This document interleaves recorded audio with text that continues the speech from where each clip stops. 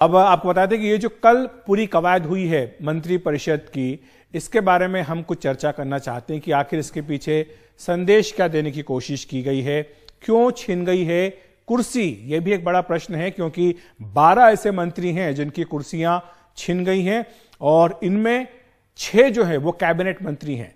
तो हम कुछ जो जानकारी मिली है यहां वहां से सूत्रों के हवाले से हम निकाल करके लाए हैं, ये बताने की कोशिश कर रहे हैं कि आखिर इसके पीछे वजह क्या है कि रविशंकर प्रसाद, प्रकाश जावड़ेकर, रमेश पोखरियाल निशंक जैसे वरिष्ठ मंत्रियों को जाना पड़ा, डॉक्टर हर्षवर्धन जैसे स्वास्थ्य मंत्री को जाना पड़ा। इसके पीछे क्या कारण है, इस पर हम चर्चा करेंगे। इसके साथ साथ कुछ और भी पहलू हैं इस मंत्रिपरिषद के जिनके बारे में बताना हम चाहेंगे। लेकिन एक जो दूसरा एक बड़ा पहलू है वो है मंडल दौर की वापसी। क्या मंत्रिपरिषद विस्तार से यह संकेत जा रहा है कि जो मंडल दौर है उस पर एक बार फिर से जाया जा रहा है, क्योंकि मंत्रिपरिषद विस्तार में पिछड़ी जो जातियां हैं उन पर खासतौर से फोकस किया गया है। आपको बताएं कि जिस तरह का फोकस है उसकी चर्चा कर लेते हैं।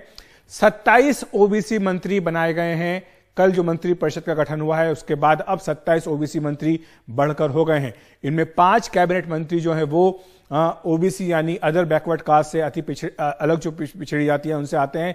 15 राज्यों के ओबीसी नेताओं को मंत्री बनाया गया है और इस तरह से अगर हम जातियों की बात करें तो 19 जातियां जो हैं ओबीसी की उन्हें प्रतिनिधित्व दिया गया है। इसमें माना जा रहा है कि यह मंडल दौर की एक तरह से वापसी है और खास तौर से उत्तर प्रदेश के चुनाव को ध्यान में रखकर यह फैसला किया गया है। लेकिन इसमें केवल उत्तर प्रदेश की जातियां नहीं हैं, जो जातियां हैं वो सारे देश भर की जातियों को नुमाइंदगी दी गई है। यादव जाति है, इसमें कुर्मी, जाट, गुर्जर, खंडायत, ये तमाम जातियां हैं। इसके अलावा भंडारी, बैरागी, ठाकुर, कोली, वोकालिंगा, इनको भी नुमाइंदगी दी गई है। इसके साथ साथ आगे अगर हम बात करें तो टूलू, गौड़ा, एड़ुआ, लोध, अगरी, वंझारी, नट, मल्लाह, निषाद, मोड़, तेली, दर्जी, इन तमाम जातियों को नुमाइंदगी दी गई है इस मंत्रिपरिषद में। तो ये एक बड़ा फैसला और एक बड़ा संदेश देने का प्रयास किया गया है। यह भी कहा गया है कि कई जातियों को पहली बार इस मंत्रिपरिषद में जगह मिली है। तो यह भी एक बड़ी बात है कि कई जातियां जिनको आज तक इतिहास में कभी पिछले 70 साल में मंत्रिपरिषद में जगह नहीं मिली थी, उन्हें भी मौका पीएम मोदी ने दिया है। हम बात कर लेते हैं उत्तर प्रदेश की, जहां से 7 नए मंत्री बनाए गए हैं और इनमें 6 जो मंत्री हैं वो गैर अपर कास्ट के हैं, यानी ओबीसी या एससी समाज के हैं 6 मंत्री, और सिर्फ एक जो है वो ब्राह्मण बनाए गए हैं। तो यह भी उत्तर प्रदेश के मतदाताओं को एक संदेश दिया है पीएम नरेंद्र मोदी ने कि किस तरह से मंडल की वापसी सरकार एक बार फिर से कर रही है। यूपी चुनाव पर खासतौर से फोकस किया गया है। 7 नए मंत्री बनाए गए हैं, जिसमें कि हमने जैसा बताया कि 6 गैर अपर कास्ट हैं, 4 ओबीसी, 2 अनुसूचित जाति और 1 ब्राह्मण इसमें हैं। और खास तौर से जो गैर यादव ओबीसी है उस पर फोकस किया गया है। यह एक महत्वपूर्ण बात है। आपको बताएं कि यूपी से अब कुल मिलाकर के 16 मंत्री हो गए हैं। बहुत बड़ी संख्या यह है, 78 की कुल मिलाकर संख्या है, उसमें से अगर हम 16 की बात करें तो 20% हिस्सेदारी अकेले उत्तर प्रदेश की है। और जैसा हमने शुरुआत में आपसे कहा था कि कुर्सी आखिर क्यों छीनी है, इस पर भी चर्चा कर लेते हैं। रविशंकर प्रसाद, जिनके पास 3 भारी भरकम मंत्रालय थे, कानून, संचार, इलेक्ट्रॉनिक्स और आईटी, वो तीनों उनको हटा दिया गया है। उससे माना जा रहा है कि भारत नेट परियोजना, जिसमें कि गांव में ब्रॉडबैंड पहुंचाना है, उसमें देरी एक कारण हो सकता है। साथ ही जो नए आईटी नियम आए थे उस पर जो विवाद हुआ है, यह भी एक कारण हो सकता है। प्रकाश जावड़ेकर, उनके पास भी 3 मंत्रालय थे, भारी उद्योग, पर्यावरण और सूचना प्रसारण। माना जा रहा है कि भारत की छवि को जिस तरह से अंतर्राष्ट्रीय मीडिया में धक्का पहुंचा है, यह कारण है। साथ ही लचर प्रदर्शन भी उनका एक कारण बताया जा रहा है, जिसके कारण उनकी कुर्सी छीनी है। डॉक्टर हर्षवर्धन, स्वास्थ्य मंत्री, इनके पीछे कारण बताया गया कि दूसरी लहर की चेतावनी और तैयारी नहीं थी, कोविड से निपटने में नाकामी रही, यह भी एक कारण है जिसके चलते डॉक्टर हर्षवर्धन की कुर्सी छीनी है। थावरचंद गहलोत, सामाजिक न्याय और अधिकारिता मंत्रालय उनके पास था। खराब स्वास्थ्य और अधिक उम्र, साथ ही नए लोगों को मौका देना, यह कारण है जिसके चलते माना जा रहा है कि थावरचंद गहलोत को हटा करके कर्नाटक का राज्यपाल बना दिया गया है। अब बात कर लेते हैं रमेश पोखरियाल निशंक की, जो कि शिक्षा मंत्री थे। उनके ऊपर भी एक बार नजर डाल लेते हैं। क्यों गई है निशंक की कुर्सी? क्या सीबीएसई परीक्षाओं को लेकर फैसला करने में देरी हुई, यह कारण है? दूसरा कि जो राष्ट्रीय शिक्षा नीति बनी, क्या उसका ठीक से प्रचार नहीं हो पाया, इसलिए उनकी कुर्सी गई है। खराब स्वास्थ्य की बात तो खुद उन्होंने अपने इस्तीफे में कही है। सदानंद गौड़ा की बात कर लेते हैं। ये रसायन और उर्वरक मंत्री थे, कैबिनेट मंत्री थे, ये भी, इनकी भी कुर्सी चली गई। बताया जा रहा है कि इनका भी प्रदर्शन ठीक नहीं था। साथ ही कर्नाटक के अपने जो राजनीतिक समीकरण हैं उनका भी ध्यान रखा जाना चाहिए था, और साथ ही खाद की जो कीमतें बढ़ी हैं उन पर ये अंकुश नहीं लगा पाए, ये भी शायद कारण हो सकता है। संतोष गंगवार जो कि श्रम राज्य मंत्री स्वतंत्र प्रभार थे, उत्तर प्रदेश के कद्दावर नेता, उनकी भी कुर्सी चली गई। बताया गया कि प्रवासी मजदूर संकट से निपटने में नाकाम रहे, यह कारण हो सकता है।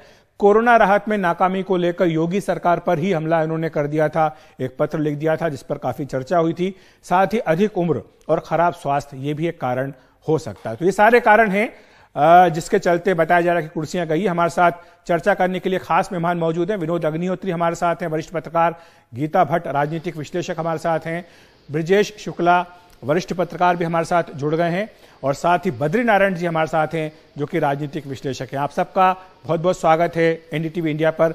सबसे पहले बद्री नारायण जी, मैं आपके पास आना चाहूंगा। हमने कुछ आंकड़े दिखाए हैं और हमने ये बताने की कोशिश की है कि सरकार ये कह रही है कि ये ओबीसी सरकार है।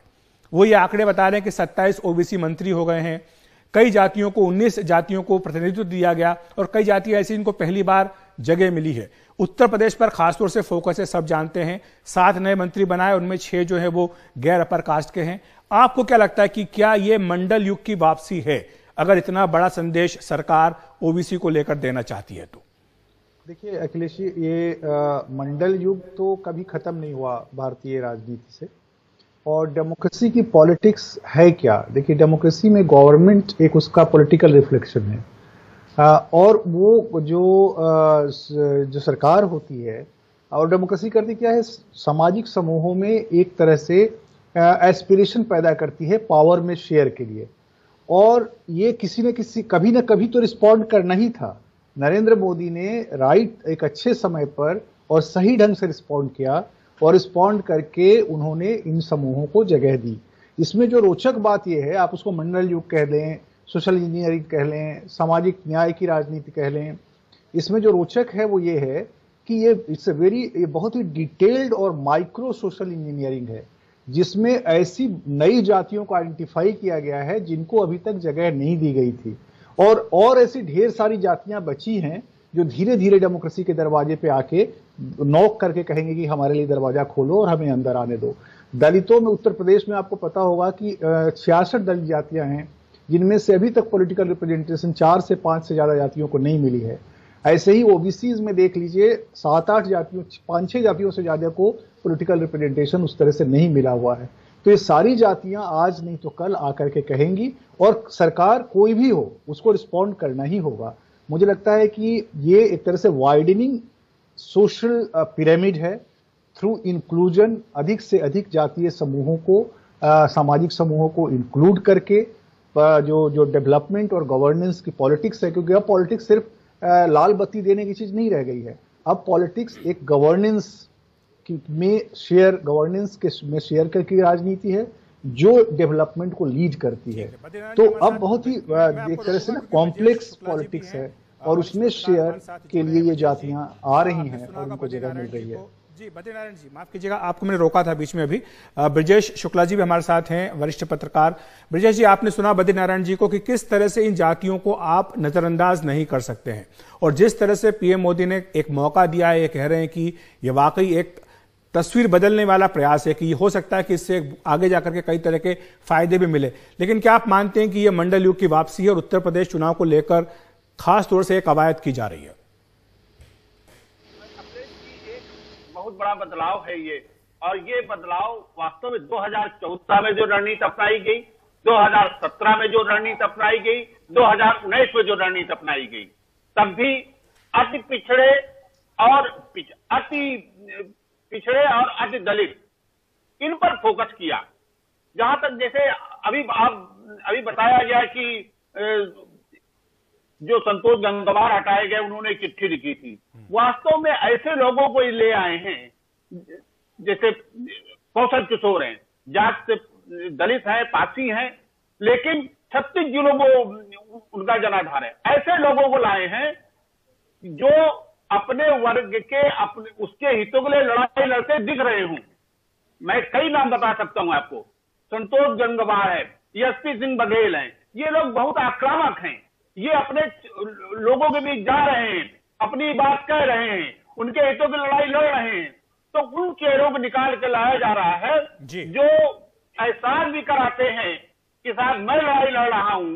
अब कोरोना काल की जहां तक बात आई, कोरोना काल में कौशल किशोर ने तो बहुत मुखर थे, बहुत आलोचना कर रहे थे, बहुत दौड़ रहे थे, तो उसका नहीं है। कुल मिलाकर के वो जो लड़ते दिख रहे हैं, जो अपने वर्ग के लिए लड़ते दिख रहे हैं, जिनका अपना जनाधार है, बहुत लोग तो बैकवर्ड से आते हैं, लेकिन बैकवर्ड की अब संतोष गंगवार के बाद जिसे हटाए गए हैं वो बैकवर्ड से आते हैं, लेकिन कभी आप उनको इस मुद्रा में नहीं देखेंगे कि वो टकराव करते कहीं। संतोष गंगवार को हटाया गया तो उन्हीं की जाति के कुर्मी समाज के पंकज चौधरी को भी लेकर के आ गए हैं। तो विनोद जी, यही सवाल मैं आपसे पूछना चाह रहा था कि बात बिल्कुल स्पष्ट दिखाई दे रही कि अगर आप ओबीसी की बात कर रहे हैं, सोशल इंजीनियरिंग की बात कर रहे हैं, अगर ये कह रहे हैं कि ये मंडल की वापसी है, तो ये पूरा फोकस जो है उत्तर प्रदेश को लेकर है। जो फार्मूला बीजेपी ने 2017 में अपनाया था कि जो गैर यादव ओबीसी थे उनको लामबंद करने की कोशिश बीजेपी ने की थी, एक बार फिर से बीजेपी वही प्रयास करती दिख रही है।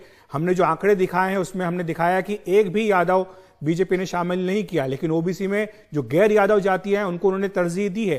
तो ये बिल्कुल क्लियर कट दिख रहा है किस तरह की सोशल इंजीनियरिंग करने की कोशिश बीजेपी उत्तर प्रदेश में कर रही है। विनोद जी देखिए, अखिलेश जी, आप भारतीय जनता पार्टी को और मोदी जी की राजनीति को लंबे समय से फॉलो कर रहे हैं, और मोदी जी की राजनीति, भाजपा की राजनीति और संघ की राजनीति बिल्कुल इस मामले में उसमें एक इंटीग्रेशन है कि किस तरह से जो प्रभावशाली जातियां हैं राजनीति में उनको एक तरफ करके उनकी जगह जिन जातियों को प्रतिनिधित्व तो नहीं मिला है राजनीति में या सरकारों में या प्रशासन में, उनको किस तरह से भागीदारी देके अपने साथ जोड़ा जाए। ये एक तरह से ये जो हिंदुत्व की राजनीति है उसका भी एक विस्तार है और ये सामाजिक राजनीति का भी विस्तार है। 1990 से इस देश में दो तरह की राजनीति चल रही थी कांग्रेस के अवसान के बाद, एक मंडल की, एक कमंडल की। मंडल के जो पुरोधा थे वो चाहे मुलायम सिंह, विश्वनाथ प्रताप सिंह, लालू यादव, वो सब अपनी अपनी जातियों के नेता होकर के रह गए, और वो लालू यादव और मुलायम सिंह यादवों के नेता हो गए, नीतीश कुमार कुर्मियों के नेता हो गए, ओम प्रकाश चौटाला जाटों के नेता हो गए। तो जो दूसरी जातियां थी, जो गैर यादव जाति, गैर कुर्मी, जो प्रभावशाली जातियों से इतर जो जातियां थी, उनको कहीं ना कहीं एक ये महसूस होता रहा कि उनकी अनदेखी हो रही है, और इसमें छोटी छोटी उनकी पार्टियां भी बनी। उत्तर प्रदेश में तो इसका, उत्तर प्रदेश और बिहार में तो कई पार्टियां बनी। लेकिन विनोद जी, ये कहा जाता है कि मंडल की काट के लिए कमंडल जो है लाया गया था ताकि जो हिंदू समाज को बांटने की कोशिश होती है उसको इकट्ठा करें धर्म के नाम पर। कमंडल का देखिए जितना राजनीतिक दोहन हो सकता तो वो हो चुका। राम मंदिर बन चुका, बन रहा है, बन जाएगा, उसमें कोई वो नहीं है। तो वो जो कमंडल का जो राजनीतिक दोहन था हो चुका। मंडल के जो पुरोधा थे वो अपनी अपनी जमीन, वो जातियों और परिवारों के तहत नेता बन गए, परिवारों के। तो वो उस राजनीति को संघ, नरेंद्र मोदी जी और बीजेपी बहुत खूबसूरती के साथ आगे बढ़ा रहे हैं। और गुजरात में भी, अब गुजरात में भी आप देखें जब मोदी जी चीफ मिनिस्टर थे तो उनके खिलाफ पटेल और पाटीदार समाज गोलबंद था, बाकी जो जातियां थी वो उनके साथ एकजुट थी। इसी तरह महाराष्ट्र में, हालांकि उन्होंने गुजरात में भी पटेलों को साथ लेने की पूरी कोशिश की है। जो कल मंत्रिपरिषद का विस्तार किया गया उसमें भी उन्होंने लेवा पटेल, कड़वा पटेल, उसका भी संतुलन बैठाया है। गीता जी, मैं आपके पास आना चाहूंगा। विनोद जी ने बहुत ही महत्वपूर्ण बात कही है। उन्होंने कहा कि कमंडल का जो दोहन होना था वो तो हो चुका, एक बार फिर से शायद इसीलिए बीजेपी मंडल की ओर वापस जा रही है। उन्हें लगता है कि ये एक ऐसा टाइम टेस्टेड फार्मूला है जिसके चलते आप एक बार फिर से उत्तर प्रदेश में वैसा ही करिश्मा कर सकते हैं जैसा आपने 2017 में किया था। जी अखिलेश जी, देखिए जो बाकी पैनलिस्ट ने भी जो बात कही, जो लोग ऐतिहासिक अगर आप पृष्ठभूमि में देखें तो जिन्हें कि ये कहें कि जो डिसीजन मेकिंग है, निर्णय प्रणाली है, शासन प्रशासन है, उससे जिन्हें वंचित रखा गया, दूर रखा गया बहुत लंबे समय तक, उन्हें आज उनका भी प्रतिनिधित्व है और उनकी भी बात सुनी जाएगी क्योंकि उनका प्रतिनिधित्व मंत्रिमंडल में आ जाए।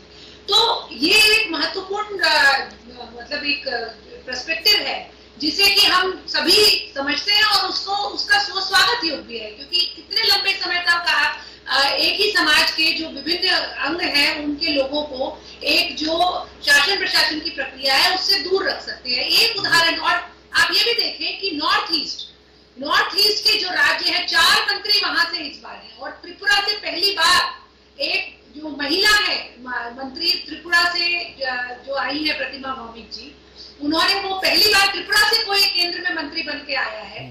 और महिला है जो कि बड़े ही जिसे कहते हैं कि हम्बल बैकग्राउंड से है और वो आई है। तो ये मतलब ये सब चीजें जो है ये एक जो सरकार है, जो सरकार में जो लोग नेतृत्व कर रहे हैं, जनता का उन पर जो है विश्वास कि सभी को साथ लेके चलने की जो बात है वो दर्शा रहे। ठीक है गीता जी, आप हमारे साथ बने रहिए, सारे हमारे पैनलिस्ट हमारे साथ रहे। हम एक ब्रेक लेंगे, लेकिन ब्रेक के बाद चर्चा करेंगे कि क्या वाकई ये जो दांव चला जाता है कि किसी जाति को आप इतना हाईलाइट करते हैं, क्या इसका चुनाव में फायदा मिलता है? क्या ऐसा होता है कि लोग ये देख करके वोट करते हैं कि हमारी जाति का, इसलिए इस पार्टी को वोट कर दो? फिलहाल एक ब्रेक। तो कल मंत्रिपरिषद का विस्तार हुआ है। बीजेपी और सरकार के सूत्र कहते हैं कि ये संदेश देने की कोशिश है कि मोदी सरकार ओबीसी सरकार है, गरीबों की सरकार है, पिछड़ों की सरकार है, वंचितों की सरकार है। लेकिन हमने ब्रेक में जाने से पहले पूछा था कि क्या वाकई इस तरह का संदेश देने का कोई चुनावी लाभ होता भी है या नहीं? क्या लोग ये देखकर वोट करते हैं कि ये फला उम्मीदवार हमारी जाति का है, फला मंत्री हमारी जाति का है, इसलिए हमें इस पार्टी को वोट देना चाहिए? बद्रीनारायण जी, क्या आपको लगता है कि ये एक जायज तरीका है मतदाताओं तक पहुंचने का और उनका वोट लेने का? देखिए अखिलेश जी, ये आपके सवाल दो तरह के, दो प्रश्न थे ऐसा आपके सवाल में। एक तो क्या ये काम करता है कि नहीं इलेक्शन में। मुझे लगता है कि ये काम करता है। ये काम दो तरह से करता है। एक तो कम्युनिटी को एक लगता है कॉन्फिडेंस होता है, सोशल कॉन्फिडेंस देता है। तो सोशल कॉन्फिडेंस उनको इलेक्टोरल सिस्टम में अपने मतों को एक खास तरह से मोबिलाइज करने में, पोलराइज करने में मदद करती है, जुटने में एक तरह से। दूसरा क्या होता है कि ये जो इस तरह की जो स्थितियां होती हैं उसमें जाति जो है वो हॉरिजेंटली तो हमारे डेवलपमेंट रिसोर्सेज को डिस्ट्रीब्यूट नहीं कर पाती, जाति का रिप्रेजेंटेशन जो है, लेकिन वर्टिकली करती है और धीरे धीरे ट्रिकल डाउन ढंग से कम्युनिटी तक वो चीजें पहुंचती है। ठीक है कि एक सेक्शन ऑफ कम्युनिटी तक पहुंचती है, सब तक नहीं पहुंचती है। लेकिन ये जो लोग हैं ये सिर्फ अपनी जाति के ही नेता नहीं है, जाति एक रिप्रेजेंटेशन है उनके लिए। ये बीजेपी उनको सर्व समाज के डेवलपमेंट के और गवर्नेंस के एक रिप्रेजेंटेटिव के रूप में ला रही है। तो वो सारे प्रोग्राम, सारे पॉलिसी, सारे प्रोजेक्ट्स इंप्लीमेंट कराने के लिए उनको लाया जा रहा है, जिससे कम्युनिटी को भी फायदा हो, औरों को भी फायदा हो। तो ये दो तरह से काम करता है, डबल है। एक तो अपनी जाति को जोड़ता है, जिसको जो भी रिप्रेजेंटेशन देता है, दूसरा वो अदर्स को भी मोबिलाइज करता है। मैं ब्रिजेश जी के पास चलना चाहूंगा। ब्रिजेश जी, अगर बीजेपी मंडल युग में वापस जाना चाहती है, अगर मंडल युग की वापसी कर रही है, तो फिर दूसरी पार्टियां क्या करेंगी? क्या दूसरी पार्टियों के पास इसकी कोई काट नहीं है? क्या ऐसा कोई जवाब नहीं है? आपको क्या लगता है उनकी रणनीति क्या होगी बीजेपी के इस चुनावी दांव के पीछे? अखिलेश जी, यदि पिछले चुनाव को देखा जाए 2019 के और 2017 के, तो मैंने देखा कि जो प्रत्याशी थे दूसरी पिछड़े वर्ग के खड़े थे, वहीं पर पिछड़े वर्ग के लोगों ने उनके सवर्ण प्रत्याशी को वोट दे दिया मोदी के कारण। तो एक बड़ा मुझे आश्चर्य लगा। ओम प्रकाश राजभर लगातार प्रयास कर रहे थे, लेकिन कुछ नहीं हुआ। उनको वो हारे वहां पर चुनाव। जी, तो इसका बहुत असर होता है अखिलेश जी।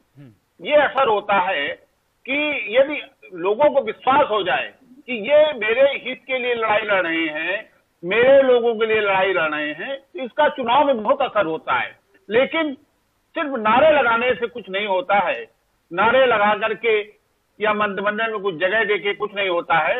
इसके लिए बहुत कुछ करना पड़ता है, और यदि वो कर लेते हैं और तब सफलता मिलती है।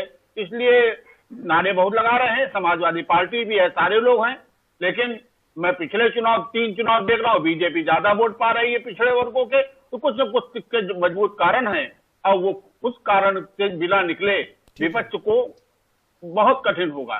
ठीक है विनोद जी, मैं आपके पास आना चाहूंगा। हमने देखा कि 16 मंत्री उत्तर प्रदेश से अकेले बीजेपी ने बना दिए हैं। करीब 20% हिस्सेदारी यूपी की हो गई है मंत्री परिषद में। आपको लगता है कि ये भी फार्मूला एक जो है ये काम करता है क्या, कि किसी राज्य को यह संदेश देना कि हमने आपको इतनी ज्यादा नुमाइंदगी दी है? ये बात जरूर है कि जितनी सीटें यूपी से बीजेपी को मिली है, लोगों की उम्मीद भी होती होगी कि इतने ही मंत्री हमारे बने, लेकिन यही उम्मीद तो बाकी राज्यों की भी होती है। नहीं, देखिए, उम्मीद तो अपने अपने हिसाब से होती है। उत्तर प्रदेश सबसे बड़ा राज्य है, 80 सीटें वहां पर आती हैं। 403 विधानसभा की सीटें हैं। और भारतीय जनता पार्टी की 2014 की अगर सत्ता का दरवाजा अगर कहीं से खुला बहुमत का, तो उत्तर प्रदेश से खुला, जब 73 सीटें जो है एनडीए ने जीती, और 2019 में भी 67 सीटें एनडीए ने जीती। तो ये कोई मामूली उपलब्धि नहीं है भारतीय जनता पार्टी के लिए। तो उत्तर प्रदेश की में तो भागीदारी देने का उत्तर प्रदेश का भी अधिकार है और भाजपा सरकार का कर्तव्य भी है। और निश्चित रूप से ये, जैसा ब्रजेश जी भी कह रहे थे, मैं भी सहमत हूं कि जो एक बिलोंगिंगनेस होती है, जो जातियां हैं, जब उनको आप भागीदारी देते हैं, अगर उनके अंदर ये महसूस हो जाए कि ये पार्टी हमारी अपनी पार्टी है, जैसे एक लंबे समय तक बहुजन समाज पार्टी को दलित और अति दलित और अति पिछड़े अपनी पार्टी मानते थे, तो उसके साथ जाते थे। लंबे समय तक समाजवादी पार्टी जो थी मुलायम सिंह जी की, उसको यादव और पिछड़े और मुसलमान अपनी पार्टी मानते थे। इसलिए भले कोई कैंडिडेट खड़ा कर दे मुलायम सिंह, जैसा प्रदेश जी ने कहा, अगर सवर्ण खड़ा कर दे तो भी उसको पिछड़ों का वोट मिलता था, क्योंकि एक बिलोंगिंगनेस थी हमारी पार्टी है। आज भारतीय जनता पार्टी ने बिलोंगिंगनेस सवर्णों को भी दी है और वो अति पिछड़ों और अति दलितों को भी देने की कोशिश कर रही है कि ये हमारी पार्टी है। कांग्रेस के जमाने में सवर्णों, मुसलमानों और दलितों को ये बिलोंगिंगनेस थी। तो जो बिलोंगिंगनेस का सवाल है कि हमारी पार्टी है, तब वोट मिलता है। चौधरी चरण सिंह अगर अपने किसी उसमें गैर जाट को भी खड़ा कर देते थे, तो दूसरी पार्टी के जाट के मुकाबले उसको वोट मिलता था जाटों का, क्योंकि बिलोंगिंगनेस थी पार्टी के साथ। तो ये कोशिश भारतीय जनता पार्टी की है कि जिन जातियों को प्रतिनिधित्व दिया गया है, ये भाजपा को अपनी पार्टी समझे। और अगर ये कोशिश में सफल हो जाती है भाजपा, तो निश्चित रूप से उसको उसका फायदा मिलेगा। कम से कम पिछले 3 चुनाव में तो ये लगता है कि बीजेपी को इसमें कामयाबी मिल रही है उत्तर प्रदेश में, क्योंकि हम देख रहे हैं कि वहां पर लगातार जो गैर यादव ओबीसी हैं वो बड़े तबके से वोट दे रहे हैं। साथ ही जो अनुसूचित जाति के जो बीएसपी के वोटर माने जाते हैं वो भी बीजेपी के साथ एक बड़ा हिस्सा आ रहा है। गीता जी, मैं आपसे ये समझना चाहूंगा, क्या आपको लगता है कि अब ये जो मंत्रिपरिषद का विस्तार हुआ है 2024 का, तक ये अब आखिरी है, अब किसी को कोई गुंजाइश नहीं है? अब ये जो चेहरे हैं इस मंत्रिपरिषद में, यही अगले 2-3 साल तक जो है वो सरकार के साथ काम करेंगे? देखिए, भविष्य में तो क्या होगा अखिलेश जी, किसी के लिए भी कहना संभव नहीं है। पर जिस प्रकार से पिछली सरकार 2014 से 19 तक की चली और उसमें जिस प्रकार से कार्यभार दिया गया मंत्रियों को, उसको देखकर अगर उससे कुछ कहा जा सके तो कह सकते हैं कि शायद यही आगे 2024 तक ये मंत्रिमंडल कार्य करेगा। लेकिन हाँ, जो बाकी और पहलू जिन पे बाकी सबने भी अपनी बात कही अखिलेश जी, देखिए बिल्कुल बात सही है कि जिस समाज का प्रतिनिधित्व उसको सरकार में दिखाई देता है तो एक कॉन्फिडेंस जो है, भरोसा बनता है। लेकिन ये बहुत आवश्यक है कि जो नेतृत्व है जो उस समाज का, वह नेतृत्व उनके लिए क्या कार्य कर रहा है। अगर वो समाज के लिए, उस समाज के लिए नहीं कोई कार्य कर रहा और अब जरूरतमंद जो है, जो गरीब है, जिसकी आवश्यकता है, जो अपने आप में सबल है, उसको आवश्यकता नहीं है, लेकिन उस तबके के जो गरीब लोग हैं, जिनकी कुछ आकांक्षाएं हैं, अगर उनकी जो है उन तक अगर वो नेतृत्व कार्य नहीं कर रहा है, तो फिर सिर्फ उसी भरोसे पे वोट देना अपने आप में जो है, ठीक है। मेरे पास समय की कमी है, लेकिन माफी चाहता हूँ, समय की कमी है, लेकिन जाते जाते बद्रीनारायण जी आपसे संक्षेप में समझना चाहूंगा कि अगर आप एक या कुछ जातियों को नुमाइंदगी देते हैं तो क्या बाकी जातियां जिनको नुमाइंदगी नहीं मिलती है, क्या वो अपने आप को उपेक्षित महसूस नहीं करेंगी? क्या ये कोशिश नहीं होनी चाहिए कि सब जातियों को एक साथ लेकर के चला जाए और इसमें जाति के आधार पर विश्लेषण ना हो? नहीं, एकदम अखिलेश जी सही कहना है आपका कि कुछ को रिप्रेजेंटेशन देने से औरों में भी रिप्रेजेंटेशन की चाह जगती है और वो चाहते हैं कि उनको भी रिप्रेजेंटेशन मिले। तो ऐसे में दोनों तरह की प्रतिक्रिया हो सकती है। एक तरफ उससे नाराजगी हो सकती है कि हमें क्यों नहीं मिला, उनको क्यों मिल गया, और लेकिन वो तभी होगी, नाराजगी प्रकट करने की भी शक्ति होती है कम्युनिटी के पास। वो उन्हीं कम्युनिटी के पास है जिनकी संख्या थोड़ी ज्यादा है, यानी जिनको विजिबिलिटी है, जिनको मैं कहता हूं विजिबल कम्युनिटी और इनविजिबल दलित कम्युनिटी और मार्जिनल कम्युनिटी। तो उनको capacity to aspire, capacity to acquire, ये जब तक आप में नहीं आएगा तब तक आप पॉलिटिक्स ऑफ रिप्रेजेंटेशन नहीं कर सकते। ठीक है। उसके लिए ये शक्ति आनी जरूरी है। तो ये कुछ ही बड़ी जातियों में, दलितों में और ओबीसीज में अभी आई है, औरों में आनी है। जैसे मैंने कहा कि 66 दलित जातियां उत्तर प्रदेश में, जिनमें से 5 ही 6 को लोग जानते हैं, शेष को जानते तक नहीं है। तो वो धीरे धीरे डेमोक्रेसी के दरवाजे पर आके खड़े होके नॉक करेंगी और आज नहीं तो कल उन्हें आपको जगह देना होगा। लेकिन सब जो ऑल है, सर्व अपने आप में एब्स्ट्रैक्ट नहीं होता, वो किसी न किसी यूनिट से बनता है। ठीक है। और संक्षेप में माफी चाहूंगा, बस समय इतना ही है। विनोद जी, जाते जाते बिल्कुल संक्षेप में 30 सेकंड में आपका जवाब। आपने कमंडल और मंडल की बात, बहुत दिलचस्प बात कही। आपको क्या लगता है, क्या आप इसको मंडल 2 कहेंगे या नहीं कहेंगे? नहीं, मैं निश्चित रूप से मंडल 2 कहूंगा, क्योंकि मंडल पर कोई अधिकार कोई ऐसा नहीं है कि जो मुलायम सिंह या लालू यादव या रामविलास पासवान का ही रहा हो। मंडल जो भी इन जातियों को प्रतिनिधित्व देगा वो मंडल 2 होगा। मंडल का मतलब ही यही था। बस एक लाइन में कहना चाहूंगा, जिसके लिए मैं उंगली खड़ा कर रहा था, कि सामाजिक न्याय की राजनीति के जो पुरोधा थे डॉक्टर राम मनोहर लोहिया, वो ये कहा करते थे कि जाति और धर्म की राजनीति करने वाला व्यक्ति या नेता सबसे ज्यादा लहू अपनी ही जाति का पीता है। तो ये जो एक कोर्ट लाइन है, इसका जरा ध्यान रखना चाहिए। बिल्कुल, ये भी बहुत महत्वपूर्ण है। जी, शुक्रिया आपका इस तमाम दिलचस्प टिप्पणी के लिए, बातचीत करने के लिए, हमारे साथ जुड़ने के लिए। फिलहाल हम एक ब्रेक ले रहे हैं। तो कल के मंत्रिपरिषद विस्तार के बाद आज कैबिनेट की बैठक हुई। इसमें कृषि और स्वास्थ्य से जुड़े कई अहम फैसले किए गए हैं। इसमें फैसला किया गया है कि जो कृषि मंडियां हैं उनको ज़्यादा मजबूत किया जाएगा। ये कृषि मंत्री नरेंद्र सिंह तोमर ने जानकारी दी है। उन्होंने कहा है कि एपीएमसी की जो व्यवस्था है वो जारी रहेगी, इसको खत्म करने का कहीं कोई प्रश्न नहीं उठता। साथ ही कृषि मंडियों के लिए 1 लाख करोड़ का फंड बनाने की बात हुई है। हेल्थ इमरजेंसी के लिए 23,123 करोड़ का पैकेज, ये नया पैकेज ये घोषित किया गया है। इसके लिए जिला स्तर पर 1 करोड़ की दवाओं का स्टॉक भी रखा जाएगा। 4 लाख से ज्यादा ऑक्सीजन बेड बनाए जाएंगे। 20,000 नए आईसीयू बनाने का प्रस्ताव भी कैबिनेट ने मंजूर कर दिया है। 736 जिलों में शिशु उपचार यूनिट बनाए जाएंगे। और अब से कुछ देर बाद ही केंद्रीय मंत्रिपरिषद की बैठक होगी, जिसमें पीएम मोदी नए मंत्रियों को मंत्र देंगे।